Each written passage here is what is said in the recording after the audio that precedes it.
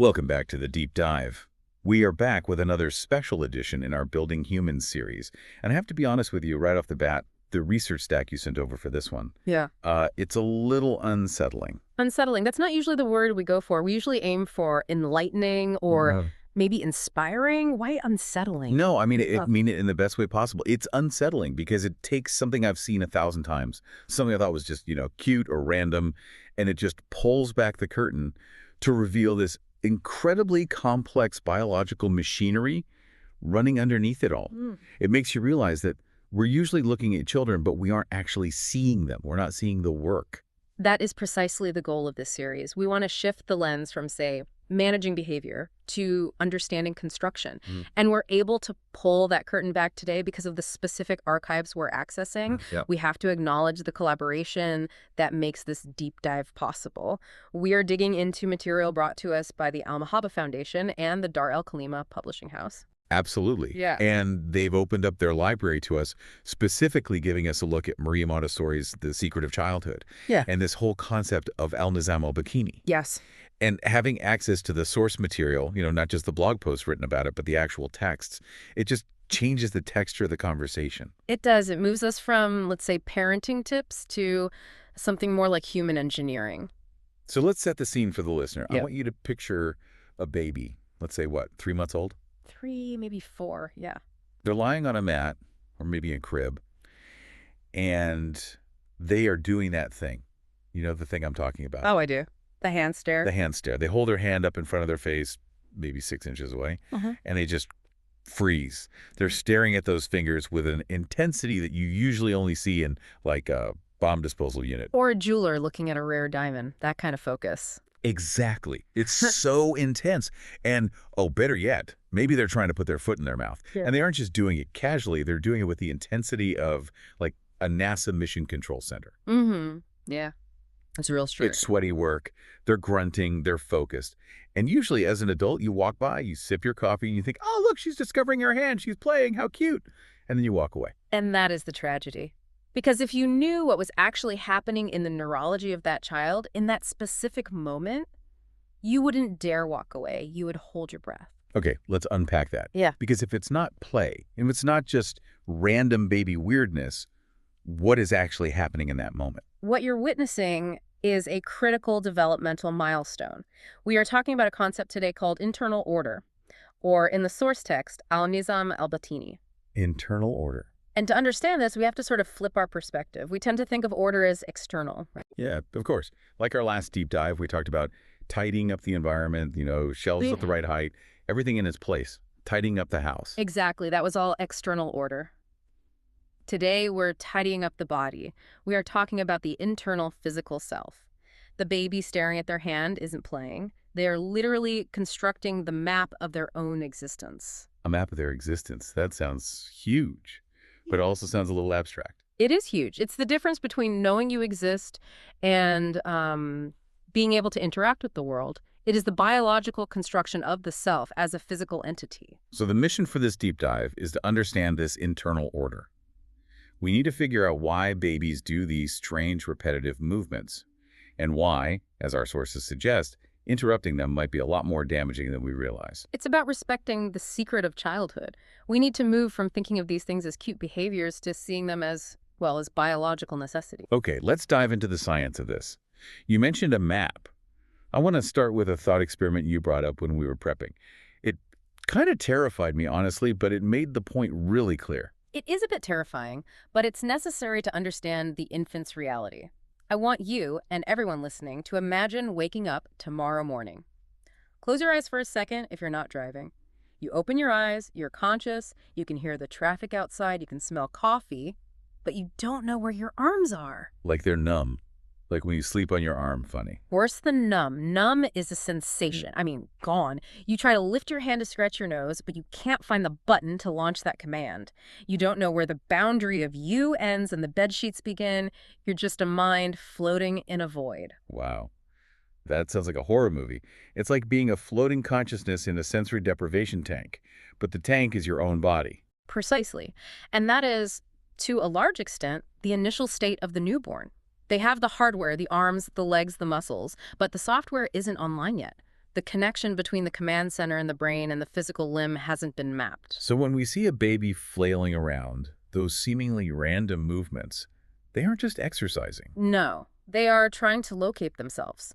This concept of internal order is essentially the child's physical GPS. When we talk about internal order, we aren't talking about being neat and tidy. We are talking about the physiological necessity of establishing the boundary of the self. The boundary of the self. That's a fascinating phrase. It's the process by which a human being learns, this is me, that is the world. Yeah. Without this internal order, without this map, you can't navigate the world. You are quite literally lost in your own body. And I think it's important to emphasize, based on the Montessori text we're looking at, this isn't a metaphor. We aren't being poetic here. No, not at all. This is biological scientific integrity. When Montessori speaks of internal order, she's speaking about the biological construction of the human being. In modern biology, we refer to this as proprioception. Proprioception. Okay, define that for us. It is the body's ability to sense its location, its movements, and its actions. It's the reason you can close your eyes and touch your nose with your finger without missing. Right. Your nerves are constantly sending these little pings to your brain saying, here I am, I'm moving at this speed, I'm at this angle. A baby doesn't have that yet. They are living in that void. So internal order, or al-nizam al-gotini, as the text calls it, is the installation of that system. Exactly. It involves a process called the myelination of nerve. Myelination. Think of a copper wire. If it doesn't have insulation, the electricity leaks out, the signal gets fuzzy. Myelin is that insulation for our nerves. It's a fatty substance that coats the neural pathways so signals can travel fast and clear. When that baby stares at their hand, they are literally watching the command go out and waiting to see if the finger moves. They are knitting their nervous system together in real time. They are insulating the wires. So let's go back to that image of the baby and the whole NASA mission to get the toe in the mouth. If they're building a GPS, what is actually happening during that struggle? This is what we call the hardware check. The hardware check. I like that. It sounds like a pilot going through the free flight checklist. That's a perfect analogy. Think about it. The brain sends a signal. It says, okay, index finger, are you there? Can you hear me? The baby wiggles the finger, the eyes see the finger move, the nerves in the finger feel the movement, and the brain gets a confirmation signal back. Roger that, index finger is online and responding. So that 15 minutes of staring at the hand, that's just a massive feedback loop. Over and over and over again. Send signal, receive confirmation. Send signal, receive confirmation. They are verifying the hardware.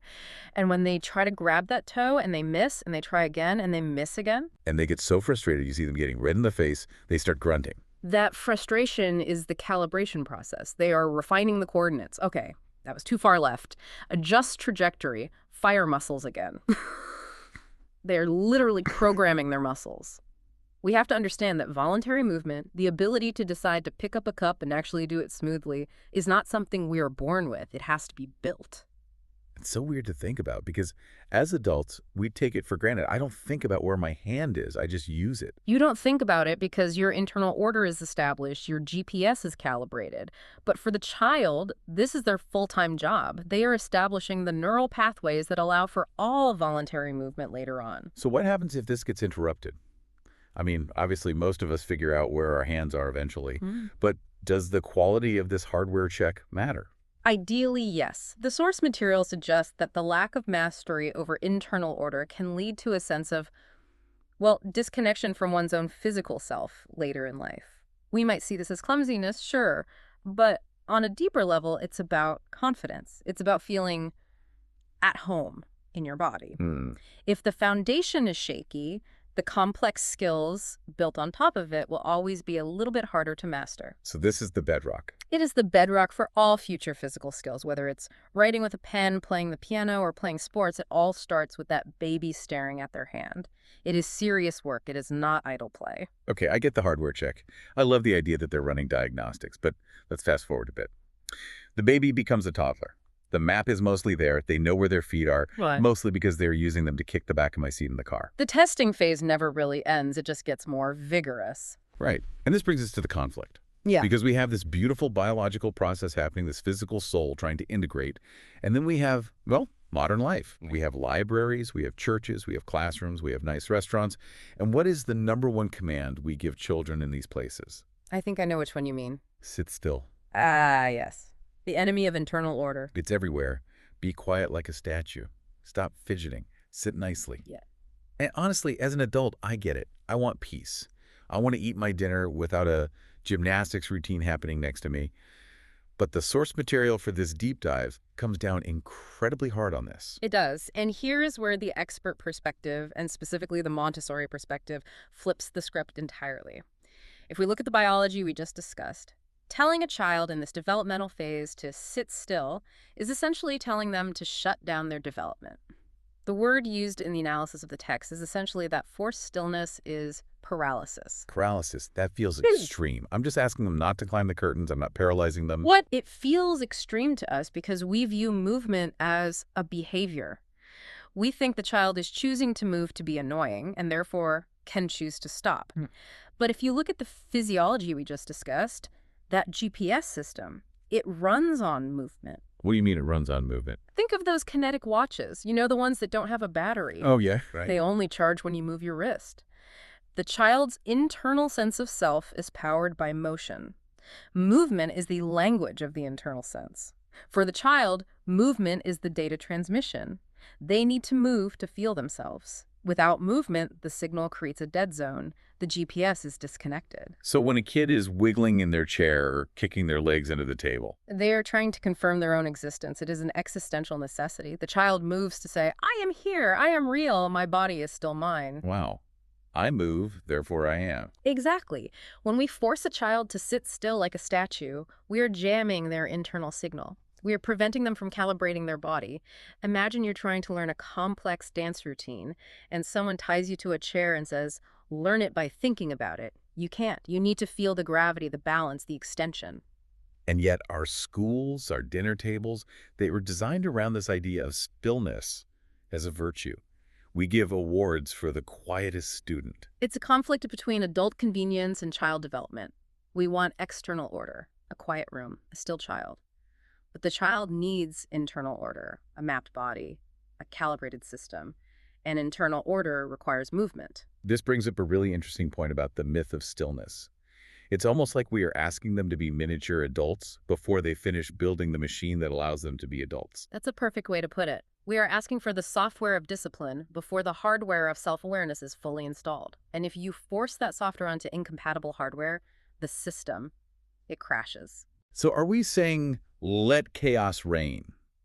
Do we just let them run wild in the restaurant?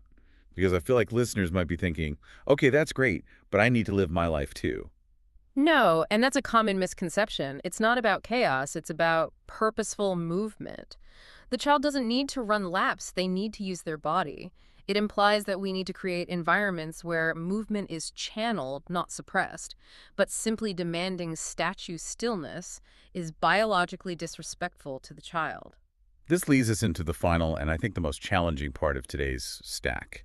It's about how we interact with this struggling, moving, chaotic little human, and it brings up the concept of service.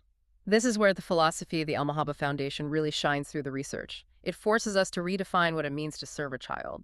But service is a tricky word. Usually if I serve my child, I'm doing everything for them. I'm making the lunch, I'm tying the shoes, I'm carrying them to the car. Exactly. And that is what we call the backpack trap.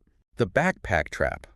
I love this analogy in the notes. Walk me through this because I think every parent falls into this. Okay, picture the morning rush. You're late for work. You need to drop the kid off. Your 3-year-old is trying to put on their shoes. They're fumbling. They put the left shoe on the right foot. They're struggling with the Velcro. It's taking forever. What do? I swoop in. I say, here, let me do it. I Velcro the shoes. I pick them up and I carry them to the car. Efficiency. You just turned your child into a backpack. Groans. I felt that. That hurts a little. It hurts because it's true. You turn them into inanimate luggage. You solve the immediate problem getting to the car, but you robbed them of the internal order. You denied them the struggle. But the struggle is, well, it's a struggle. It's frustrating for them too. I feel like I'm helping them avoid frustration. That frustration is the calibration. That is the data. When you carry a child who can walk, even if they walk slowly, you are stealing their gravity. Stealing their gravity. Wow. That is profound. To map the body, the child needs to feel the weight of their own body against gravity. They need to feel the effort it takes to lift a leg. They need to feel the balance shift. When you carry them, you rob them of that sensory data. You are floating them through the world.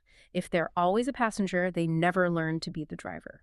That connects really deeply to the idea of service. I think we often confuse service with, you know, doing things for someone. Exactly. But in this context, and specifically referring to the motto, love for all, service for everyone, true service to a child is giving them the freedom to own their body. So it's serving their development, not their immediate comfort. Or, let's be honest, my immediate comfort. Precisely. If you carry them, you are serving your own schedule. But if you let them walk, even if it's slow, even if they fall, you are serving their potential. You are serving the human they are becoming. There was a beautiful metaphor in the text about the eye and the hand. Can we touch on that? This is a golden rule for parents and educators. The parent should be the eye that watches the child succeed, not the hand that does everything for them. Be the eye, not the hand. Wow, that's something to stick on the fridge. It requires a lot of restraint. It is physically painful sometimes to watch a child struggle with a button or struggle to climb a step. Your hand twitches, you want to reach out and do it, but you have to be the eye. You have to witness their struggle because the struggle is where the map is drawn. And this brings us to the concept of the physical soul. It sounds almost religious, but it's framed very scientifically here. It is a bridge between the two. Montessori saw the child's development as a spiritual incarnation. The spirit, or the personality, has to take possession of the physical vessel. That's what this internal order is. It's the soul moving into the house. That puts a whole new weight on it. It's not just learning to walk, it's inhabiting the body. Yes. Respecting the child's physical development is respecting that integration. When we rush them or carry them or force them to sit still, we are interfering with that integration. We are making it harder for the soul to be at peace in the body. This has been such a shift in perspective. We started with a baby, looking at their hand, thinking it was just a cute moment. And we've ended up discussing the integration of the soul and the calibration of human existence. That's the beauty of the deep dive.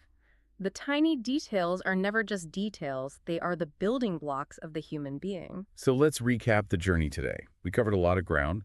We started with the hardware check, that realization that the baby is running a complex diagnostic on their own nervous system. Which tells us that we need to be patient with those repetitive, seemingly random movements. They are the foundation of skill, they're insulating their wires. Then we busted the myth of stillness. We learned that movement is the language of the internal sense, and forcing stillness is like jamming the GPS signal. We have to let them move to exist. And finally, we talked about the backpack trap and the true meaning of service. Learning to be the eye, not the hand. Letting the child feel their own weight and conquer their own gravity. It's a lot to think about next time you see a toddler trying to put on a shoe for 20 minutes. It is. And looking ahead, this conversation sets us up perfectly for the next deep dive. We've talked about the body.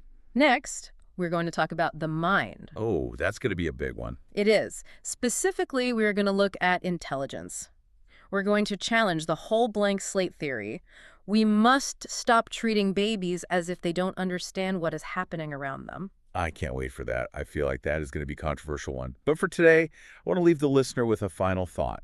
We've talked about maps and GPS and hardware, but ultimately what we are describing is a creative act. It is the creation of the self. Your child is a masterpiece in progress.